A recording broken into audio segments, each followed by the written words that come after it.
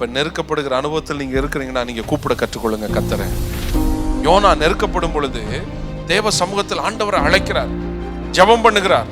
இன்னைக்கு சொல்லுங்க, ஆண்டவருக்கு உங்களை ரொம்ப பிடிக்கும். சொல்லுங்க பக்கத்துல, மறுபடியும் சொல்லுங்க, ஏசப்பாவுக்கு உங்களை ரொம்ப பிடிக்கும். அவர் எதிர்பார்க்கிறது நீங்க ஜெபிக்கணும்னு. ஆமென். வேற என்னத்தை அவர் நம்மிடத்துல கேட்கிறார்? ஜெபம் பண்ணு.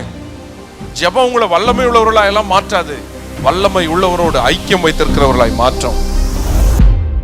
ஏன் சிலரால ஜெபிக்க முடியல தெரியுமா?